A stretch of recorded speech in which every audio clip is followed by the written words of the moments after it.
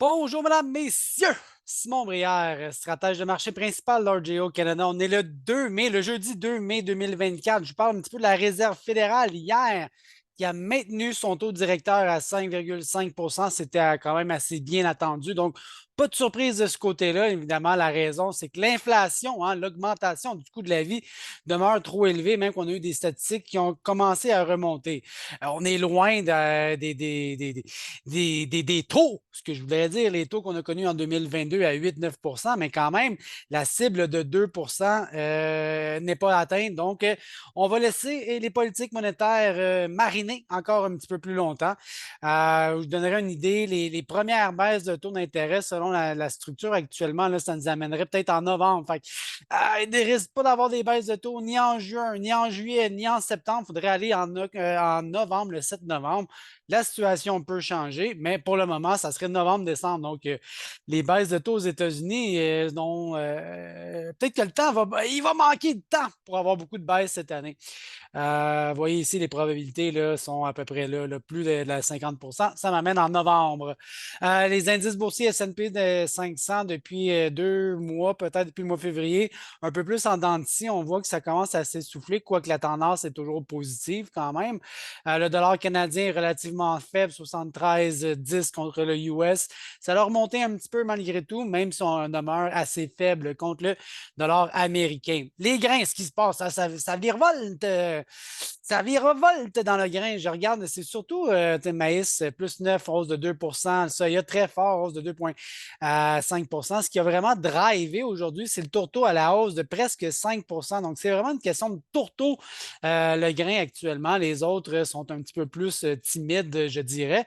Regardez le tourteau, analyse technique un peu positive, croisement MACD, on semble vouloir progresser d'une base technique, c'est quand même assez intéressant. Je ne sais pas si on a du gaz pour retourner à des niveaux qu'on avait connus peut-être à l'automne dernier, à 400 piastres le short ton, mais l'analyse technique, je la trouve positive en ce moment. Regardez le Toto, vraiment, là, c'est vraiment un rallye de prix qui vient du Toto. Quand je regarde depuis l'année dernière, là, j'ai mis mon Toto, mes fèves et mon huile. Mon huile est à la baisse, mes fèves se maintiennent. On a remonté un peu dernièrement, mais c'est vraiment le Toto ici là, qui s'apprécie actuellement. Si je le mettais d'un horizon un petit peu plus court terme, depuis fin mars, début avril, là, c'est peut-être un petit peu plus évident que c'est le tourteau, les beans puis l'huile, ben, la mathématique elle est un peu différente. Donc, le tourteau très, très puissant actuellement. À mon avis, c'est une question de plusieurs éléments. Je regarde le Brésil actuellement. La récolte de soya est pas mal terminée là, dans l'ensemble.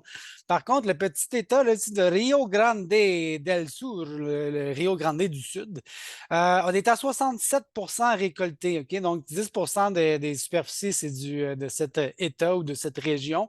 Donc, on est peut-être aux 2 tiers de récolté. Et regardez ce qui se passe ici. Le Rio Grande, c'est dans le sud, évidemment, d'au Sul du Sud, le Rio Grande du Sud, ici, dans cette région-là. Vous allez l'isoler un petit peu plus. Et cette région-là a connu beaucoup, beaucoup de précipitations depuis une semaine. Vous les voyez aux nouvelles. Et c'était même un état de catastrophe. Je pense qu'ils ont décrété l'état d'urgence dans la région, ce qui fait en sorte que ce qui reste à récolter va être un petit peu plus difficile dans cette optique-là. L'exportation américaine, à tous les jeudis, on a l'exportation. Je regarde le tourteau, hein, je suis toujours dans le tourteau.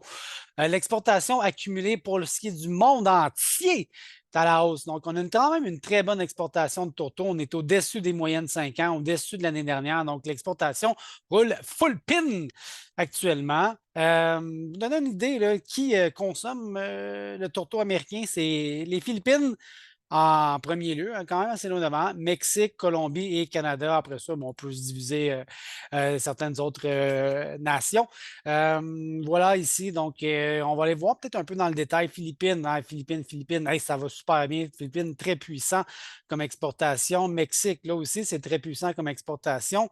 En Colombie, bof, correct, sans plus. Et ici au Canada, dans les tendances habituel. Donc, il y a quand même une très forte exportation. Météo américaine, on voit qu'il y a beaucoup, beaucoup, beaucoup de pluie.